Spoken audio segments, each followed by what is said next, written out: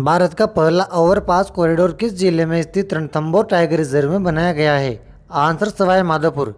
पर्यावरण संरक्षण को अवसंरचना विकास के साथ जोड़ते हुए एक अभूतपूर्व कदम उठाते हुए भारतीय राष्ट्रीय राजमार्ग प्राधिकरण ने राष्ट्रीय राजमार्ग पर देश का पहला वन्य जीव ओवरपास कॉरिडोर बनाया है। दिल्ली मुंबई एक्सप्रेस का 12 किलोमीटर लंबा हिस्सा रणथंभौर टाइगर रिजर्व के बफर जोन से होकर गुजरता है। रणथंभौर टाइगर रिजर्व का इतिहास 1955 से शुरू होता है, जब इसे सवाई माधोपुर खेल अभ्यारण्य के रूप में स्थापित किया गया था। 1973 में इसे प्रोजेक्ट टाइगर के तहत टाइगर रिजर्व घोषित किया गया और 1980 में राष्ट्रीय उद्यान का दर्जा दिया गया है। रणथंभौर दुर्ग का वास्तविक नाम रणकपुर है। इसका अर्थ रण की घाटी में स्थित नगर। रण उस पहाड़ी का नाम है जो दुर्ग की पहाड़ी के नीचे स्थित है, एवं थम उस पहाड़ी का नाम है जिस पर किला बना है। इसी कारण इसका नाम रणस्तंभपुर हो गया।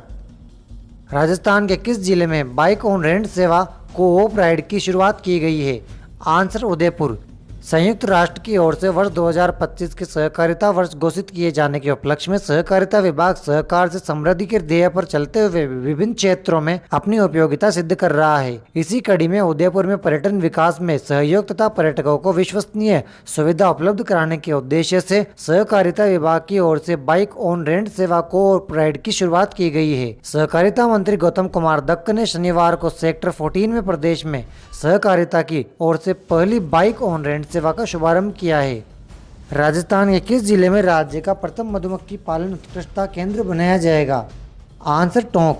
राजस्थान का प्रथम मधुमक्खी पालन उत्कृष्टता केंद्र टोंक के देवड़ावास में बनेगा। इसके लिए 263.90 लाख रुपए की स्वीकृति मिल गई है। मधुमक्खी पालन से फसलों में पॉलिनेशन परागण बढ़ाने से सरसों जैसी फसलों में फलियों व दानों की मात्रा में बढ़ोतरी होने से लगभग 15 से 20% तक उत्पादन बढ़ने की संभावना है, जो सीधा सीधा किसानों को लाभान्वित करेगा। मधुमक्खी पालन को एपीकल्चर या मौन पालन कहा जाता है। मधुमक्खी के डंक में फॉर्मिक एसिड या मेथेनोइड एसिड होता है। यह एक कार्बनिक अम्ल है जो दर्द और जलन का कारण बनता है।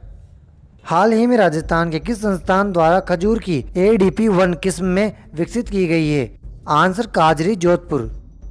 काजरी जोधपुर में खजूर की ADP-1 किस्म को टिश्यू कल्चर तकनीक से विकसित किया गया है। 2014 में काजरी ने गुजरात के आनंद कृषि विश्वविद्यालय से इस किस्म के 159 पौधे लाए और उन्हें टिश्यू कल्चर विधि से उगाया था। इस किस्म की विशेषता यह है कि यह शुष्क और अर्ध शुष्क जलवायु के लिए उपयुक्त है और इसके फल बारिश आने से पहले ही पक जाते हैं। काजरी में इस किस्म के एक फल से 100 किलो तक खजूर प्राप्त किए गए हैं। केंद्रीय शुष्क क्षेत्र अनुसंधान संस्थान काजरी की स्थापना 1959 को जोधपुर में हुई थी।